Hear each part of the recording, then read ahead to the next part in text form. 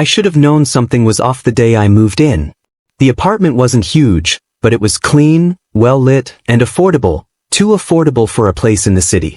But I didn't ask too many questions. I was just desperate for a new start, and Hyan, the guy I'd be sharing with, seemed quiet, distant. At first. He was older, not by much, maybe 5 or 6 years. Taller than me, with sharp cheekbones and cold eyes that always looked like they were hiding something. He didn't talk much, barely smiled, but he kept the place spotless, paid his half of the rent on time, and didn't ask questions. So I didn't push. But the silence between us had weight. Something about Hyan was too calm, too controlled. And then there was the way he looked at me when he thought I wasn't paying attention. Eyes trailing across my neck, my collarbone, my hips. Once, I caught him watching me from the hallway mirror while I changed clothes in my room, just a glimpse. He looked away instantly. It made something stir in me I couldn't name. I should have said something. Should have drawn boundaries. But I didn't. Maybe because part of me didn't want to. It started small. I'd wake up in the middle of the night, sweating. My sheets twisted around my legs, my heart pounding in my chest. I'd had dreams, intense, vivid ones, of being touched, held down. And always by someone with cold eyes and warm hands. By him. I brushed it off. I tried locking my door after that, just in case. But one night I forgot. That was the night everything changed. It was 2:13 a.m. when I woke up, parched, disoriented. The apartment was dark except for a sliver of light under my door. I sat up, groggy, shirtless, and sweating again. Thirsty. Overheated. And tired. Another dream. I tried to ignore it and walked out to the kitchen, feet bare on the wooden floor. That's when I saw him. Hyan. Standing by the fridge in the glow of the open door light, shirtless in black sweatpants. His hair was messy, like he'd just woken up too. But that wasn't what made me freeze. He was holding something. A photo. I blinked, still dazed. Then I realized what it was. Sleeping. My body went rigid. I took a step back, but the floor creaked under my foot. His head snapped up. We locked eyes. Silence. Then he calmly closed the fridge, put the photo down, and stepped closer. You shouldn't leave your door unlocked, he said, his voice low. People might get ideas. I wanted to speak, but my throat dried up. I could only watch him pass me, his shoulder brushing mine as he walked toward the hallway. When I turned, he was standing in my doorway. Still shirtless. Still watching. I didn't mean to, I started. Go to bed, he said. You look tired. I stared at him, heart pounding, trying to make sense of what just happened. Hyan. Good night, he said flatly. And then he disappeared into his room, closing the door. I lay in bed that night, wide awake, my chest tight, my skin hot. I wanted answers. But more than that, I wanted him to come back. The next morning I tried to play it cool. I found him already in the kitchen, drinking coffee like nothing happened. He looked at me and nodded once. Morning. Morning, I replied, too casual. Sleep okay? I hesitated. I guess. He sipped his coffee, eyes fixed on me. I sat across from him at the table, pretending to check something on my phone, pretending I wasn't replaying the way he looked at me in that hallway. He didn't mention the photo. And neither did I. Over the next few days, the tension grew. I kept having those dreams. They became clearer, sharper, like my mind was getting braver with each one.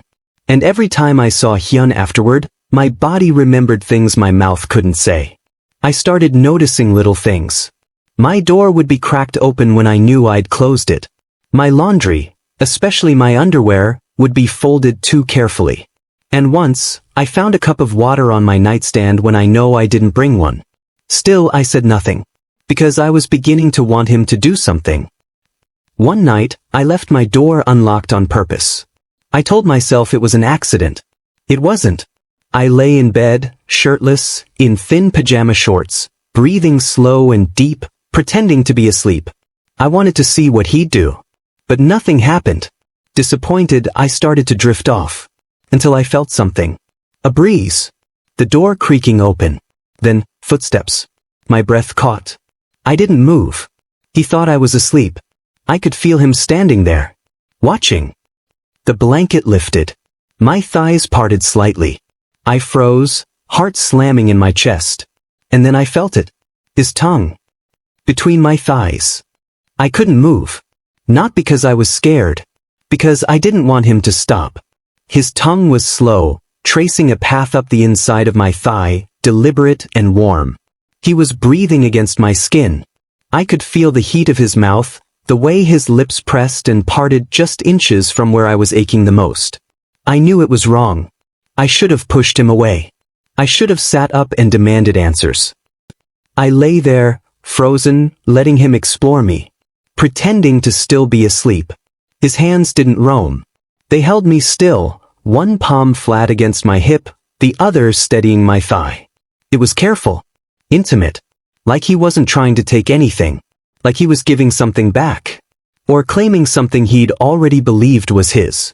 And then, he stopped. I held my breath. Silence. Was he watching me? Did he know I was awake? I opened my eyes a crack. He was crouched there, between my legs in the dark, his face unreadable. Then he leaned in again, pressed a kiss to the inside of my thigh, and whispered, "You moan my name in your sleep." My whole body went still. I didn't say a word. He stood slowly, walked out, and closed my door softly behind him like nothing had happened. And I just lay there, breathless, trembling. Because the worst part wasn't what he did. The worst part was that I wanted him to come back and finish. The next morning, I woke up late, groggy, and sore in a way I couldn't explain. The sun was already pouring through the window. For a moment, I wondered if I imagined it. A dream? A fantasy? But when I sat up, I saw it. A folded towel and a glass of cold water on my nightstand. And a post-it note, in his handwriting. "Hydrate.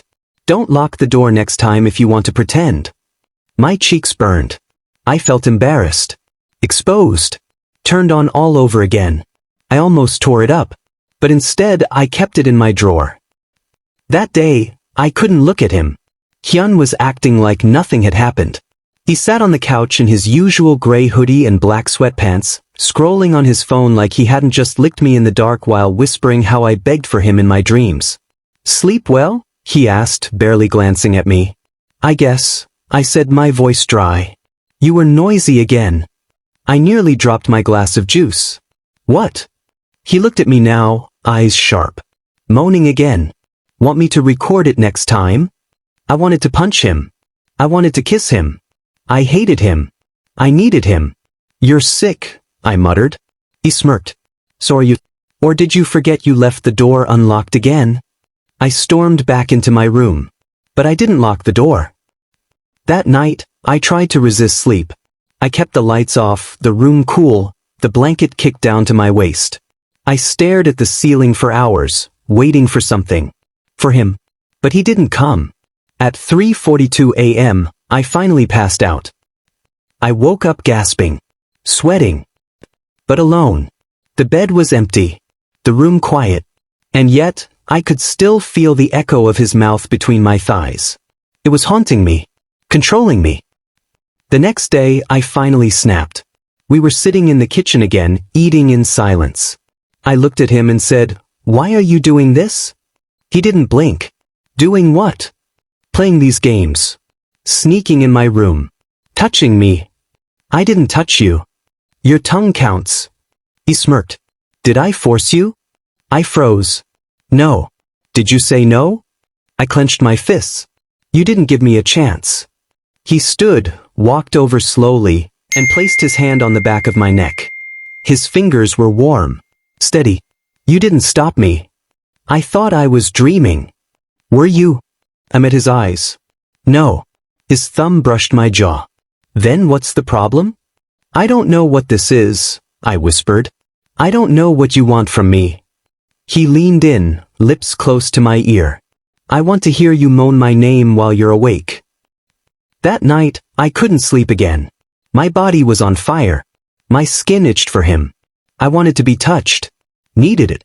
Hated myself for it. At 2 a.m., I opened my door. He was already standing there. Like he was waiting. You're not asleep this time, he said. No. Good, he whispered. Then you'll feel everything. I stood in the doorway of my room. He stood in the hallway. And neither of us moved. The light was soft, only the glow from the kitchen reaching us, casting shadows over Hyan's face. His eyes were dark, unreadable, and locked on mine like he could see straight through me. I didn't speak. I didn't have to. Because I left the door open. Because I stood there in just my thin sleep shirt and shorts. Because I was ready. He stepped forward, slow and confident, like a predator stalking prey that had already surrendered. I backed up without thinking and he followed. One step. Then we were in my room, the door swinging quietly shut behind him. My breath caught. Hyan reached behind him, locked the door. That sound, the click, was a promise. You asked for this. Now you're mine. He didn't touch me right away. He looked me up and down, eyes dragging across my bare legs, my parted lips, the curve of my chest rising and falling too fast. You're not shaking this time, he said. I'm not afraid, I whispered. Good. He stepped closer. Then he dropped to his knees. And my heart nearly stopped. Hyan, I gasped. But he was already pulling me forward gently by the thighs, guiding me until the backs of my knees touched the edge of the bed. Lie down. I hesitated. He looked up at me. Last chance, he said. Tell me to stop. I didn't. I lay back, heart pounding, skin burning, the silence so loud I could hear my own pulse. My legs hung off the edge of the bed. My chest rose and felt like I was running. I wasn't sure if I was nervous, excited, or about to pass out from the sheer electricity in the room. Then I felt his hands, slowly sliding up the inside of my thighs. He pressed my legs apart, exposing me, not just physically but emotionally. I felt bare in front of him. Vulnerable.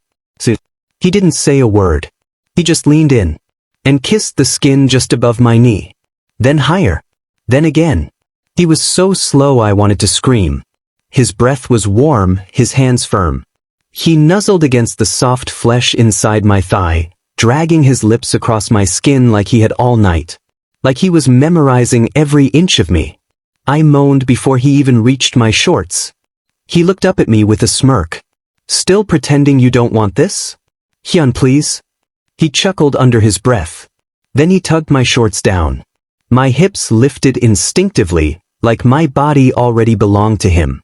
And then, his mouth. I gasped so loudly I almost embarrassed myself. My back arched. My fingers gripped the sheets.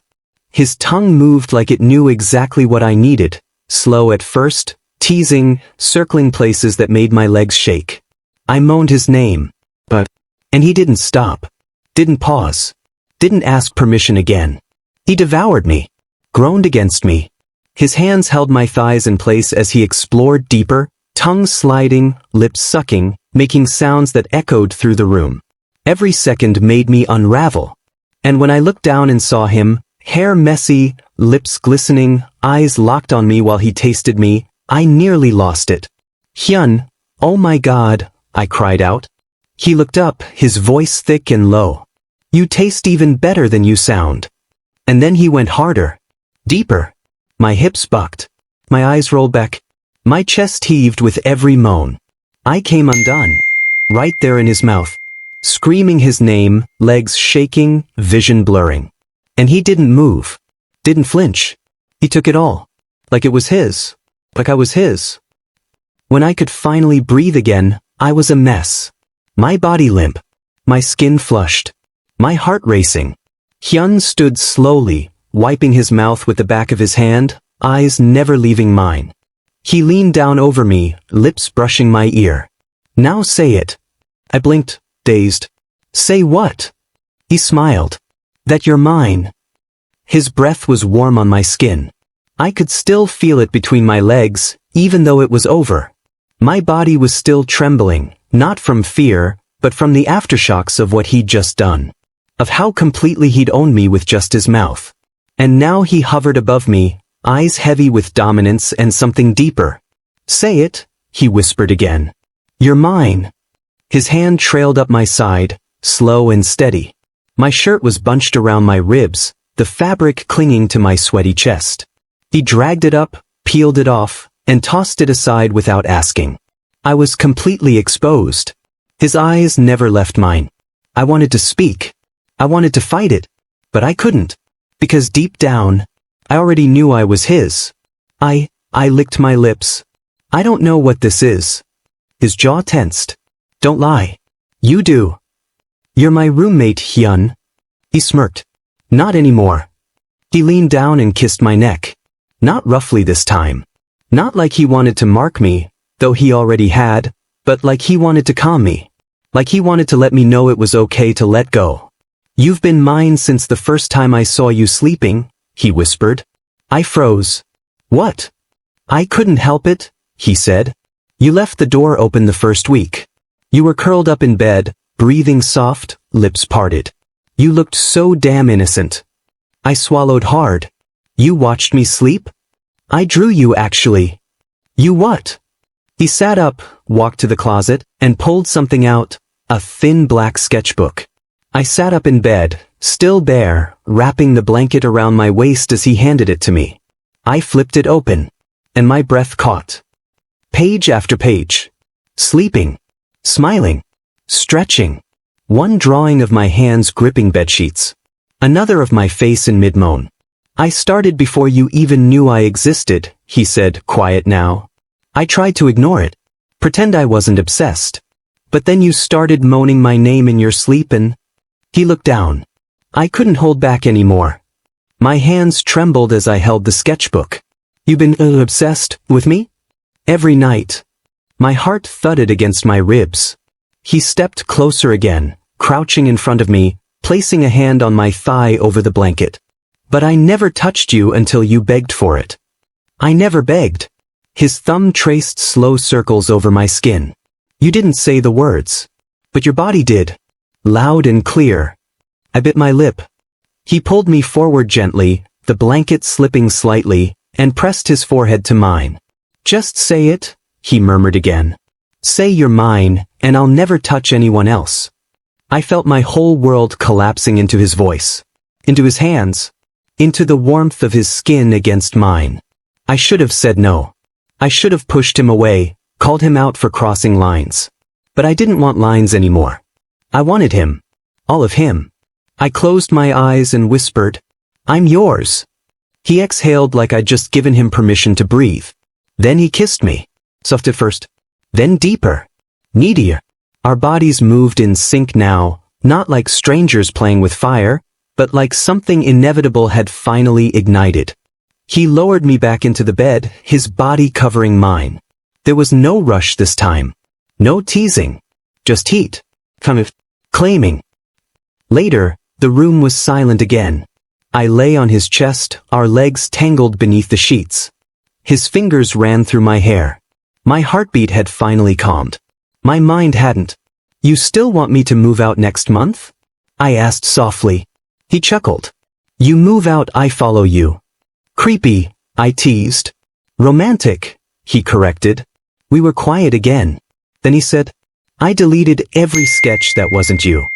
I looked up at him. You draw others too? Used to, he said. Models. Exes. Strangers on trains. And now I only want to remember you. My chest tightened. Not with fear. But something warmer. Something that felt like the beginning of something real. I was cleaning the apartment when I found another sketchbook hidden beneath his bed. This one was different. Not just sleeping me, but pages of me from different angles, all labeled with tiny timestamps. One entry read, 3:08 am, bit his lip while dreaming. I almost touched him. Another, 4:02 am, whispered my name. I can't take it anymore. I didn't confront him. I just placed the book back, shut the drawer. And that night I whispered against his neck. You're mine too. He didn't say a word. He just kissed me until I forgot I'd ever belonged to anyone else.